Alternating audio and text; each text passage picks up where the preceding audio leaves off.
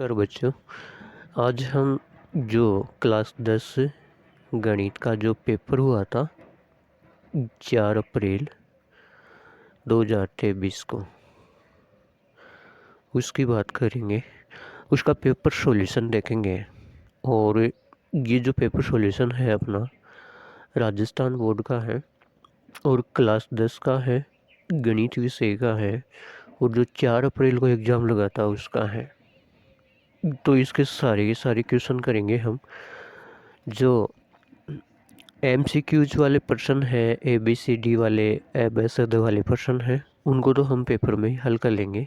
और रिक्त स्थान की पूर्ति वाले फिलिंग इन द ब्लैंक्स वाले क्वेश्चन हैं, उनको भी पेपर में देख लेंगे। और जो छोटे वाले प्रश्न हैं उनको हम रजिस्टर में हल करके आपको बता देंगे और पूरा सॉल्यूशन आराम से करेंगे। और पेपर बहुत ईजी है, तो इसका सॉल्यूशन देखो। ये अपना पेपर है और ये दिशा निर्देश दिए हुए हैं।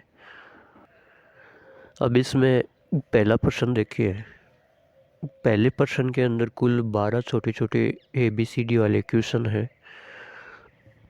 पहला प्रश्न है 196 के अभाज्य गुणनखंडों की घातों का योगफल क्या है।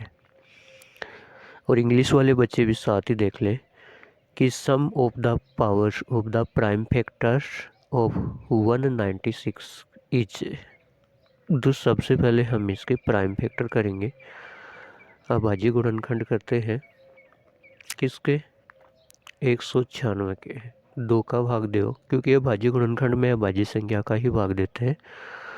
2 नीम 18, 1 2 28 16।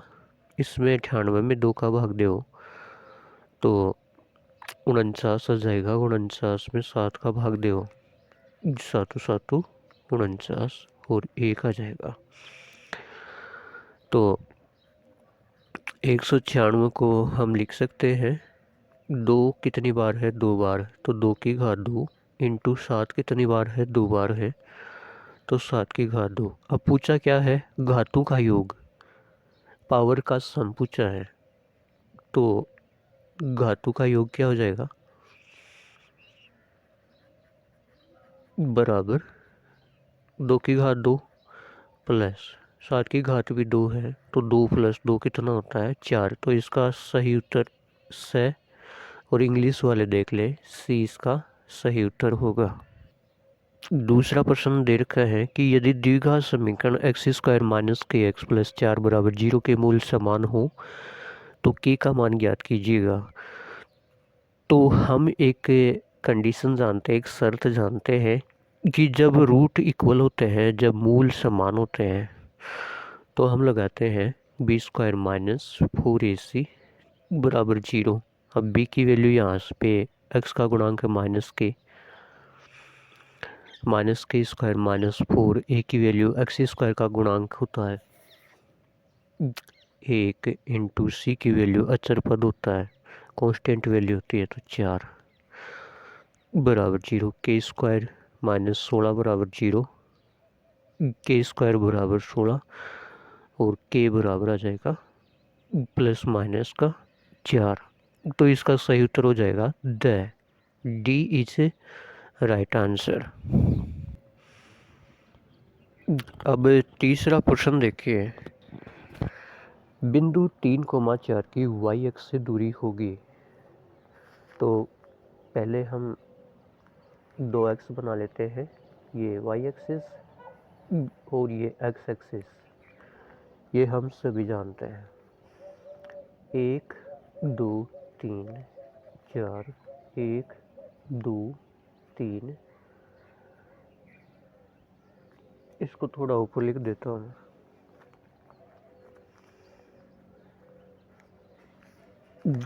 ये 4 और ये y एक्सिस। बिंदु क्या है, 3। पहले x निर्देशांक देखते हैं और y पे क्या है, 4। इन दोनों को मिला लो। ये बिंदु है 3,4। अब y एक्स से दूरी पूछिए, तो इस बिंदु की y एक्स तो ये है, इससे दूरी कितनी हो जाएगी, ये दूरी और ये दूरी और ये दूरी तो बराबर है, तो ये कितनी हो जाएगी, 3। तो आपका सही उत्तर हो जाएगा 3 सी 3। प्रश्न संख्या 4 देखिए, 3x प्लस 2y बराबर 11 को संतुष्ट करने वाला युग्म है। तो जब हम इसमें x के स्थान पे 1 रखते हैं, 3x देखो LHS बराबर ले लो, है ना। 3x प्लस का 2y है। अब इसके अंदर x के स्थान पे 1 रखें और y के स्थान पे 4 रखें, तो 3 प्लस के 8 बराबर 11 आया, तो RHS आ गया। इसका मतलब ये पॉइंट पहला सही है। इसका सही उत्तर ए है, 1,4 ए 1,4। प्रश्न 5 देखिए, द्विघात समीकरण 3 वर्गमूल 3 x square plus 10x plus वर्गमूल 3 बराबर 0 का विविक्त कर होगा। इसको इंग्लिश में विविक्त कर को इंग्लिश में डिस्क्रिमिनेंट कहते हैं। तो हम जानते हैं कि d बराबर बी स्क्वायर माइनस 4ac होता है। तो b की वैल्यू जो x का गुणांक होता है वो होता है, तो 100 b 10 का square 100 minus 4 a x square गुणांक 3 वर्गमूल 3 रूट 3 और c अचर पद होता है तो वर्गमूल 3। 100 माइनस वर्गमूल 3 को वर्गमूल 3 से गुणा करते हैं तो 3 हो जाता है। 4 गुणा 3 तो 100 है, और वर्गमूल 3 गुणा वर्गमूल 3 3 हो जाता है।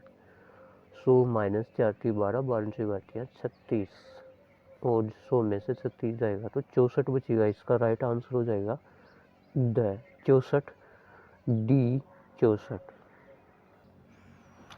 क्वेश्चन नंबर 6 देखिए, 18 ए बी और -3 समांतर श्रेणी में है तो a प्लस बी का मान ज्ञात कीजिएगा। तो देखो, जब ये समांतर श्रेणी में होते हैं कोई भी, तो अगले पद में से पिछला पद घटाते हैं हम, तो हमारे पास डी आता है a माइनस के 18। और इसी प्रकार अगले दो पद लेते हैं तो अगले में से पिछला घटाते हैं तो डी आता है -3 माइनस के बी, और डी तो पूरा ही बराबर होता है। समांतर श्रेणी में जो सार्वत्रिक अंतर होता है डी होता है वो तो बराबर होता है, तो इन दोनों को बराबर कर देते हैं। a माइनस के 18 बराबर -3 माइनस 20, ये माइनस बी इधर आएगा तो प्लस का हो जाएगा, और ये -18 बराबर के दूसरी तरफ जाएगा तो प्लस का हो जाएगा। तो a प्लस बी बराबर आपका 15 आंसर आ जाएगा। सी इज राइट आंसर, से 15 सी 15 हमारा सही उत्तर होगा। किसका? 6 नंबर का। अगला देखो, 7 नंबर दे रखा है, 3 इंटू सेग 45 कोस 45 का मान होगा। तो इसकी वैल्यू हमको फाइंड करनी है। तो सेग 45 को हम लिख सकते हैं, सेग थीटा को 1 कोस थीटा लिखते हैं, तो सेग 45 को 1 कोस 45 लिख देंगे। और कोस 45 पहले से है ही, ऊपर भी कोस 45 नीचे भी कोस 45 कट जाएगा, तो इसका उत्तर आ जाएगा कितना? 3। तो इसका राइट आंसर हो जाएगा द 3 डी 3। ठीक है। 8 नंबर प्रश्न दे रखा है, वृत्त की वह जीवा जिसकी लंबाई वृत्त की त्रिज्या से 2 गुनी हो कहलाती है। तो देखो, ये वृत्त होता है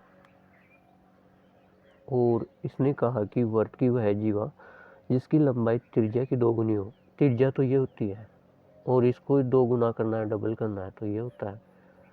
और वह जीवा जो त्रिज्या की 2 गुनी हो वो तो व्यास होता है। तो इसका सही उत्तर हो जाएगा व्यास। और इंग्लिश वाले बच्चे देखें, इसका सही उत्तर हो जाएगा बी डायमीटर।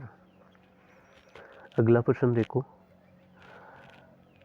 एक वृत्त की त्रिज्या 3.5 सेंटीमीटर है, रेडियस त्रिज्या 3.5 सेंटीमीटर है, तो वृत्त की परिधि ज्ञात करो। परिधि को अंग्रेजी में सरकमफ्रेंस कहते हैं। तो सरकमफ्रेंस इंग्लिश वाले बच्चे भी साथ में देख ले। परिधि बराबर होती है, परिधि बराबर कितना होता है? सरकमफ्रेंस बराबर होता है 2 पाई आर। तो 2 पाई की वैल्यू 22/7 और आर कितना है? 3.5 सेंटीमीटर। तो 3.5 रख लेते हैं। जब हम इस पॉइंट को हटाते हैं तो नीचे एक जीरो लगा लेते हैं। अब इसको काट लो, 7 एकम 7 7 पंजे 35 5 एकम 5, 5 दूनी 10, 2 से 2 कट जाएगा तो हमारे पास कितना आएगा 22 सेंटीमीटर। तो इसका सही उत्तर हो जाएगा ब 22 सेंटीमीटर, बी 22 सेंटीमीटर। 10वां प्रश्न देखिए, घन का संपूर्ण पृष्ठीय क्षेत्रफल 486 वर्ग सेंटीमीटर है, तो घन की भुजा का माप क्या होगा। तो सबसे पहले तो घन का संपूर्ण पृष्ठीय क्षेत्रफल बराबर हमको दे रखा है 486। तो घन के संपूर्ण पृष्ठीय क्षेत्रफल का फॉर्मूला होता है 6 इंटू साइड का स्क्वायर भुजा का स्क्वायर बराबर 486। तो इसको हम साइड बोलो भुजा बोलो किस भी बोलो, तो ए स्क्वायर बराबर 486 में 6 का भाग दो, 6 चौक 24, 6 पंजा 32, 6 6 36, 6 संतु 42, 6 इंटू 48, 8 बार 6 एकम 6, 81 आया। ए स्क्वायर बराबर 81 आया तो ए बराबर इसका वर्गमूल हो जाएगा 81 का। तो 81 का वर्गमूल क्या होता है 9। तो हमारा सही उत्तर हो जाएगा the 9 centimetre, D 9 centimetre. 11 number है बंटन 3, 5, 7, 4, 2, 1, 4, 3 और 4 का बहुलक है। इसका मोड पूछा है हमको। तो देखो हम एक सारणी बनाते हैं, टेलीमार्क्स वाली सारणी आती है नहीं आपको। यहाँ पे तो अपने प्रेक्षण है और यहाँ पे टेलीमार्क्स है। तो लिख लो ये इसमें सबसे छोटा 1 है, सबसे बड़ा 7 है। तो 1 2 3 4 5 6 और 7। 3 कितनी बार है 1 बार, 5 कितनी बार है 1 बार, 7 1 बार, 4 1 बार, 2 1 बार, 1 1 बार, 4 दूसरी बार आ गया, 3 दूसरी बार आ गया, 4 तीसरी बार आ गया। तो जो सबसे अधिक बार आता है कोई भी प्रेक्षण, वही प्रेक्षण अपना क्या होता है बहुलक होता है। तो इसका सही उत्तर हो जाएगा स 4 सी 4। 12 नंबर देखिए, जब एक पासे को फेंकने पर 4 से बड़ा अंक आने की प्रायिकता ज्ञात कीजिए। तो हम जानते हैं कि एक पासे को फेंकते हैं तो उसमें कुल 6 नंबर आ सकते हैं। पासे पे 1 से लेकर के 6 तक नंबर लिखे होते हैं, 1 2 3 4 5 6 ऐसे, ठीक है ना। और प्रायिकता हम क्या ज्ञात करते हैं, favourable outcome upon total outcome, मतलब अनुकूल परिणाम बटे कुल परिणाम। 4 से बड़ा अंक आने की प्रायिकता, तो इनमें देखो 4 से बड़ा कौन है 5 और 6 है, तो अनुकूल परिणाम 2 है, कुल परिणाम कितने हैं 6 है। तो 2 एकम 2, 2 3 6, इसकी प्रायिकता आ जाएगी 1/3। तो बी सही उत्तर है 1/3, 1/3। अब हम रिक्त स्थान की पूर्ति वाले प्रश्न देखेंगे। दूसरा प्रश्न है उसमें 6 क्वेश्चन है रिक्त स्थान की पूर्ति वाले, उनके बारे में बात करेंगे। इंग्लिश वाले बच्चे देखे फिल इन द ब्लैंक्स वाले प्रश्न है। तो पहला है 95 और 152 का HCF क्या होगा। तो HCF निकालने के लिए हम ऐसे निकालते हैं, इसके प्राइम फैक्टर या भाज्य गुणनखंड कर लेते हैं। 5 एकम 5, 5 ने 45, 19 एकम 19 और 152 के भी कर लेते हैं। 2 का भाग देंगे तो 2 समझे 14, 2 छिगे 12, 2 3 6, 2 अंटे 16, 2 का दिया तो 19, 19 में 19 का दिया तो 1। अब HCF क्या होता है कि दोनों में जो कॉमन होता है अभाज्य गुणनखंड वही होता है। इसमें भी 19 है और इसमें भी 19 है। इसमें 5 है लेकिन इसमें 5 नहीं है, तो दोनों में कॉमन 19 ही है। तो इनका HCF कितना हो जाएगा 19। इंग्लिश वाले बच्चे देख लें, इसका HCF 19 होगा। वर्त पर स्थित एक बिंदु से कितनी स्पर्श रेखाएं खींची जा सकती हैं। तो इसका सही उत्तर है 1। और इंग्लिश वाले बच्चे लिख ले 1। कैसे, देखो जब हम एक वर्त बनाते हैं और उसके ऊपर कोई भी बिंदु लेते हैं तो उससे कितनी स्पर्श रेखाएं खींची जा सकती हैं, तो एक ही खींची जा सकती है। जब आप ऐसे अलग अलग तरीके से लोगे तो वो हम नहीं कह सकते। एक बिंदु पर एक ही स्पर्श रेखा खींची जा सकती है। और इसमें हम ये और जानते हैं कि जो स्पर्श रेखा होती है वो त्रिज्या के लंबवत होती है, परपेंडिकुलर होती है ना। तो ये P1 P2 स्पर्श रेखा है, ये M पॉइंट पे स्पर्श कर रही है त्रिज्या को, और स्पर्श रेखा त्रिज्या के लंबवत होती है। और ये हमारी जो किताब है उसके अंदर लिख रखा है, जो वर्त वाला चैप्टर है ना, उसके अंदर पहले दूसरे पेज में आप देख लेना। तो इसका राइट आंसर हो जाएगा 1 कुछ लोग इसमें अनंत बताते हैं, वो गलत है। इसका सही उत्तर एक ही होगा। मैं आपको फिर से बता दूं। अगला प्रश्न देखिए, कोस स्क्वायर 45 का मान है, वैल्यू फाइंड करनी है कोस स्क्वायर 45 की। तो देखो कोस स्क्वायर 45 को मैं कोस 45 का होल स्क्वायर लिख सकता हूँ, और कोस 45 कोस 45 का मान होता है 1/वर्गमूल 2, और इसका स्क्वायर है। स्क्वायर है तो 1/वर्गमूल 2 गुणा 1/वर्गमूल 2, या 1/वर्गमूल 2 का स्क्वायर 1/2 होता है। तो इसका सही उत्तर हो जाएगा 1/2। कितना हो जाएगा? 1/2। 4 नंबर देखिए, वर्त और उसकी स्पर्श रेखा के उभयनिष्ठ बिंदु को क्या कहते हैं। देखो एक बार फिर मैं आपको ये दूसरा प्रश्न बताता हूँ। इसमें बहुत सारे लोगों ने YouTube पे ये बताया है कि इसका अनंत होता है। अनंत नहीं होता है बच्चों। वर्त पर स्थित एक बिंदु से एक ही स्पर्श रेखा खींची जा सकती है, और इस बात को आप सत्य सिद्ध करने के लिए आप अपनी जो हिंदी माध्यम की किताब है उसके अंदर पेज नंबर 229, कितना 229 पर आप देख लें, वहाँ पे ये लाइन साफ साफ लिखी हुई है। अब देखिए अगला प्रश्न। अगला प्रश्न है 4 नंबर, वर्त और उसकी स्पर्श रेखा के उभयनिष्ठ बिंदु को क्या कहते हैं। स्पर्श बिंदु कहते हैं। क्या कहते हैं? स्पर्श बिंदु। और इंग्लिश वाले बच्चे देखें, इसको क्या कहते हैं? Point of contact. Point of contact. और ये लाइन भी आपके किताब में लिखी हुई है, जो अपनी 10.1 प्रश्नावली है, चैप्टर 10.1, उसमें जो दूसरा क्वेश्चन है, दूसरे क्वेश्चन का चौथा जो फिलिंग इन द ब्लैंक्स है, रिक्त स्थान वाला, वो इसका सेम टू सेम यही प्रश्न है। तो आप वहाँ जाकर के भी इस बात को देख सकते हैं। 5 नंबर दे रखा है कि 5, 7, 9 एक्स का समांतर माध्य 9 है। अब समांतर माध्य कितना है? 9 किसका है?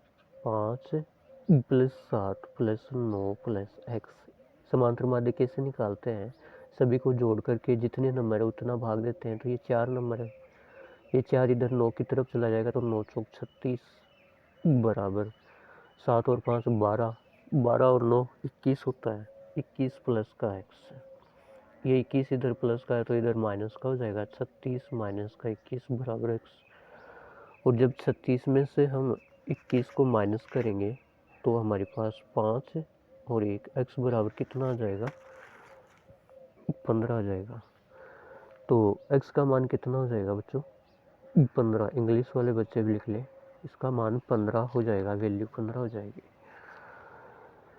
अगला प्रश्न है 6 नंबर, 2 पासों को एक साथ फेंकने पर अंकों का योग 7 आने की प्रायिकता होगी। तो इसका सही उत्तर हो जाएगा 1/6। इंग्लिश वाले बच्चे भी देख ले, 1/6। अब मैं इसको सोल्व करके बताता हूँ आपको। देखो, हम प्रायिकता में एक सारणी बनाते हैं। सबसे पहले 1 2 3 4 5, 1 2 3 4 5 6, 1 2 3 4 5 6, 1 2 3 4 5 6, 1 2 3 4 5 6, 1 2 3 4 5 6, ऐसे लिख लेते हैं। फिर सारे जो लाइन्स हैं, क्षैतिज रेखाएं, उनमें 1 2 3 4 5 6, 1 2 3 4 5 6 ऐसे लिख लेते हैं।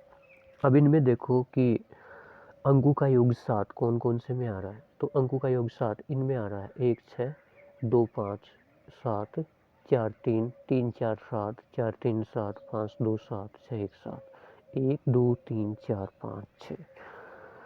कुल परिणाम कितने हैं? 36। अनुकूल परिणाम कितने हैं? 6। तो प्रायिकता क्या होती है? अनुकूल परिणाम बटे कुल परिणाम। 6/36, 6 का भाग दो 36 में, तो 1/6 अपना उत्तर आ जाएगा। 6 नंबर का 2 पासों को एक साथ फेंकने पर अंकों का योग 7 आने की प्रायिकता 1/6 होगी। अब तीसरा प्रश्न है और इसमें दे रखे हैं अति लघुत्तरात्मक प्रश्न, very short answer type question. तीसरे प्रश्न में very short answer type question है और ये एक एक नंबर के 12 प्रश्न है। पहला प्रश्न है के किस मान पर समीकरण युग्म 3x - 2y = 0 तथा kx + 5y = 0 के अनंत हल होंगे। इंग्लिश वाले बच्चे भी साथ ही देख लें। सॉल्यूशन का तरीका, हल करने का तरीका एक ही होता है गणित में। फॉर विच वैल्यू ऑफ के linear pair 3x - 2y = 0 and kx + 5y = 0 will have infinite solution. तो इसके लिए एक कंडीशन होती है कि जब अनंत हल होते हैं, इनफाइनाइट सॉल्यूशन होते हैं, तो हम क्या करते हैं, ये कंडीशन लगाते हैं a1/a2 बराबर b1/b2 बराबर c1/c2। अब इसका हल देखिए, ये हमारे पास में शर्त होती है कि तीनों बराबर होते हैं।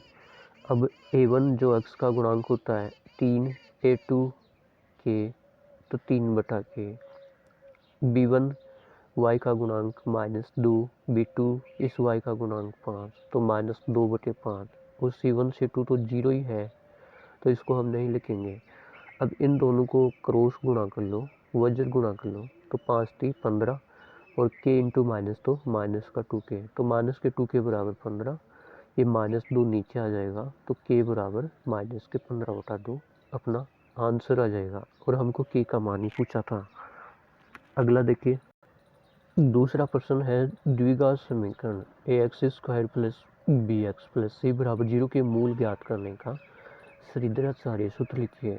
तो ये सूत्र होता है x बराबर -b ± वर्गमूल b² - 4ac अपॉन 2a, ये इसका सूत्र होता है।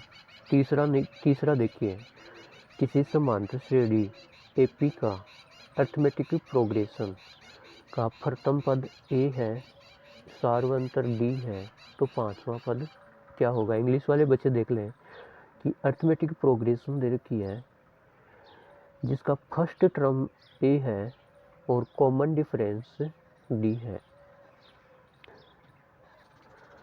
यहाँ पे देखो प्रथम पद क्या दे रखा है, a, सार्वंतर जिसको हम अंग्रेजी में कॉमन डिफरेंस बोलते हैं, ये हमको d दे रखा है और हमसे पांचवा पद पूछा है,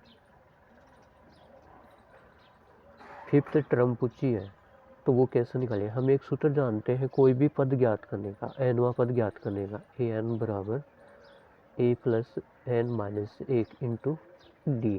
तो a की जगह तो प्रथम पद a ही है, पांचवा पद पूछा है तो n की जगह 5 - 1, सार्वंतर d हमको d दे रखा है, तो पांचवा पद हो जाएगा a + का 4d और यही हमारा उत्तर है।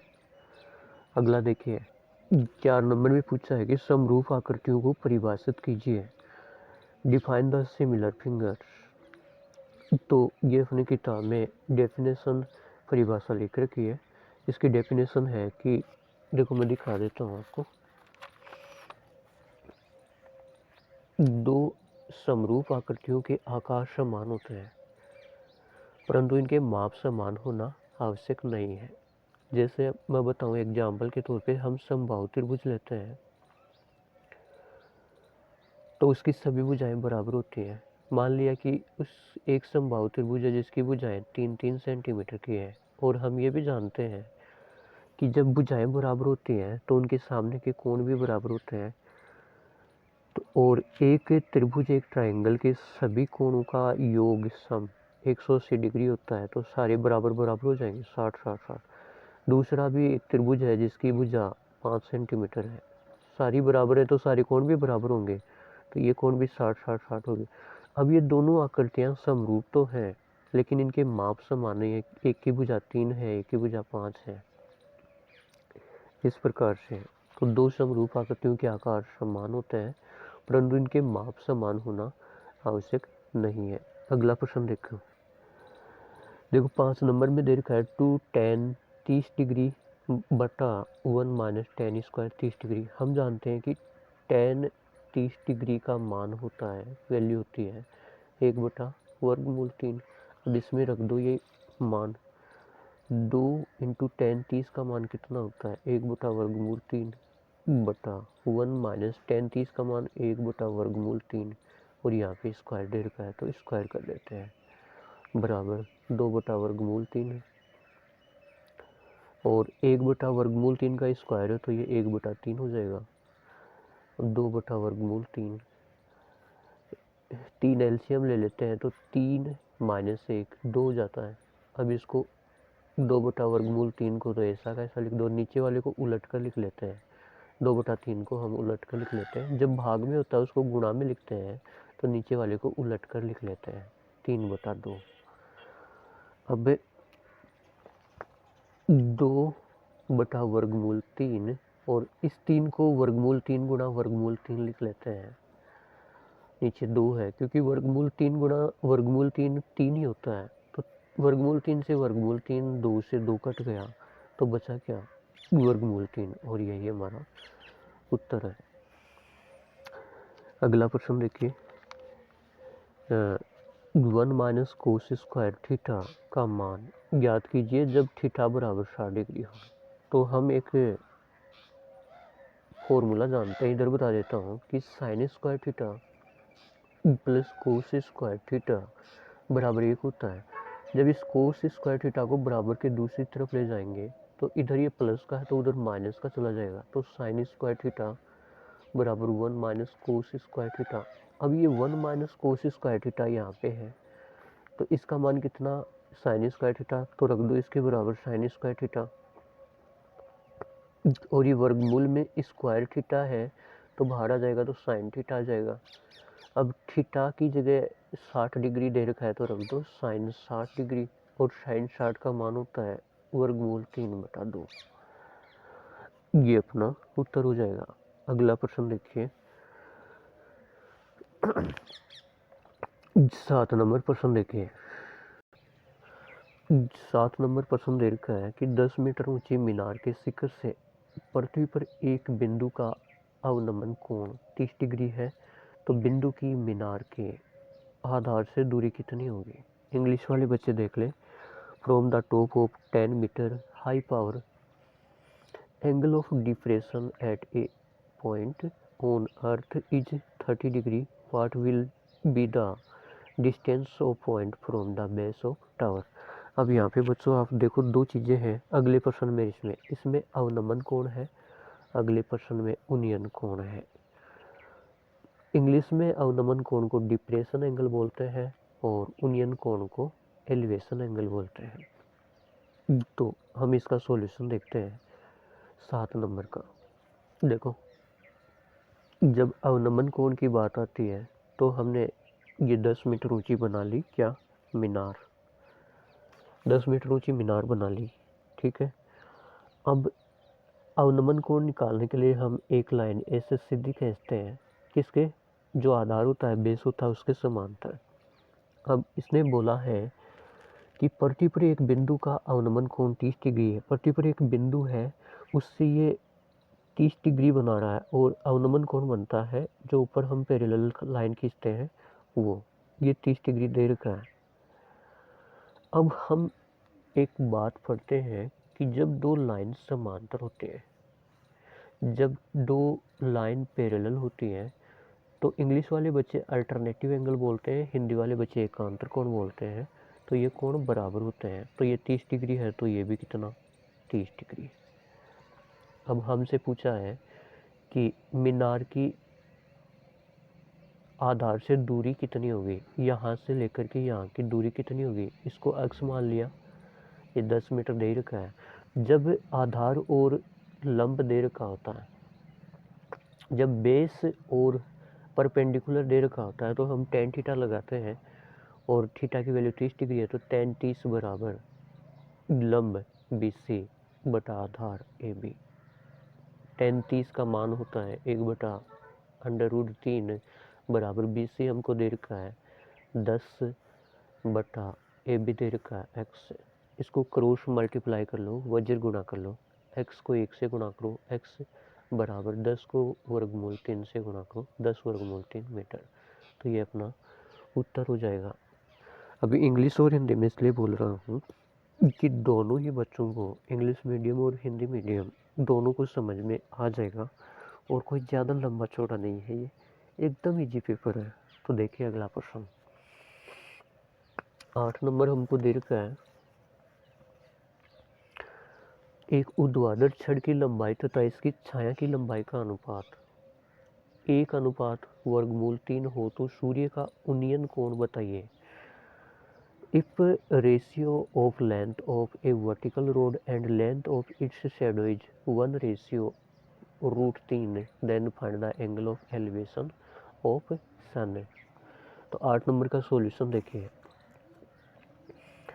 हमको क्या दे रखा है कि एक ऊर्ध्वाधर छड़ दे रखी है, ठीक है, और इसकी छाया की लंबाई, दोनों का रेशियो हमको कितना दे रखा है, 1:वर्गमूल 3। तो इसकी ऊंचाई 1 है तो मैंने इसको 1 × x लिख लिया, और इसकी छाया की लंबाई √3 है रेशियो में, तो इसको √3x लिख लिया, ठीक है। तो एंगल ऑफ एलिवेशन पूछा है हमको, उन्नयन कोण पूछा है, तो उन्नयन कोण ये होता है थीटा। जब